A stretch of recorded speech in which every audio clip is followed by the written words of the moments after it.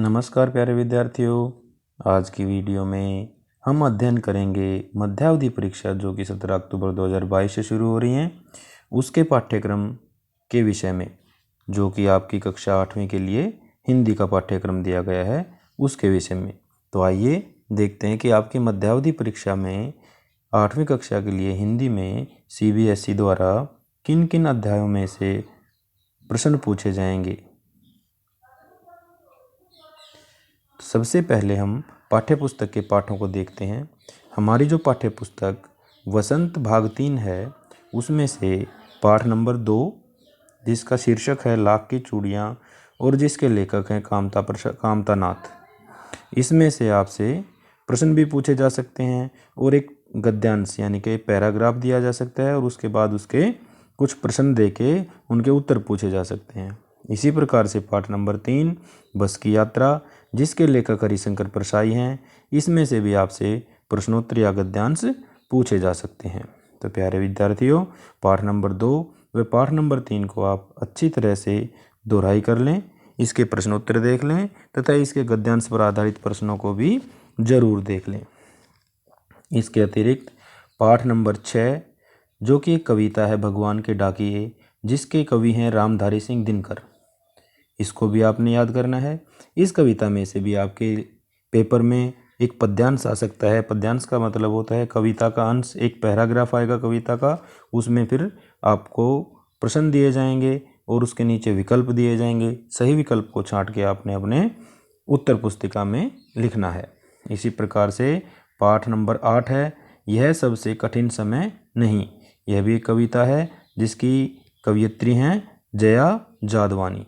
तो प्यारे विद्यार्थियों, सबसे पहले तो आपके पाठ नंबर 2, पाठ नंबर 3, पाठ नंबर 6, पाठ नंबर 8 जो ये पाठ दे रखे हैं, सबसे पहले तो आप इनको लिखने वाले यानी कि इनके कवि और लेखकों के नाम जरूर याद कर लें। इनमें से आपकी परीक्षा में जरूर से जरूर 2 प्रश्न पूछे जा सकते हैं कि भगवान के डाकिए कविता के कवि कौन हैं?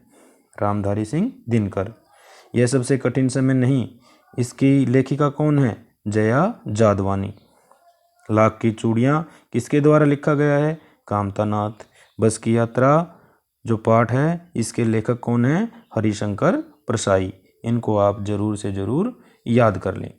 अब देखते हैं कि हमारी हिंदी व्याकरण में हमारे से किन किन विषयों में प्रश्न पूछे जा सकते हैं।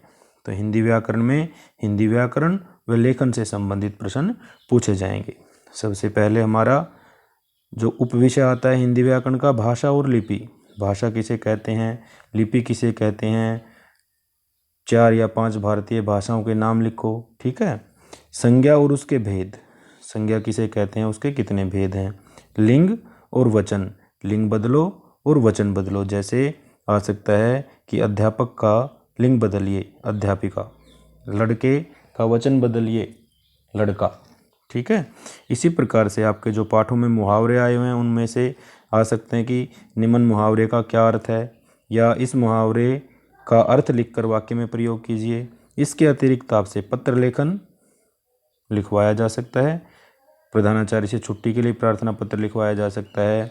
अपना सेक्शन बदलवाने के लिए प्रार्थना पत्र लिखवाया जा सकता है, या विद्यालय छोड़ने का प्रमाण पत्र लेने के लिए प्रार्थना पत्र लिखवाया जा सकता है। इसके बाद जो प्रश्न होगा वो हमारा होगा निबंध लेखन से संबंधित, जिसमें हमें किसी एक विषय पर 2 या 3 विषय मिलेंगे, उनमें से किसी एक विषय पर हमें निबंध लिखना पड़ेगा।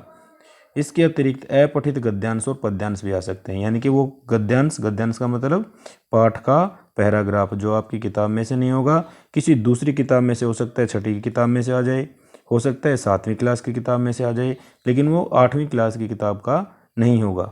यानी कि एक गद्यांश तो होगा आपकी किताब में से और एक गद्यांश होगा आपका किताब से बाहर से।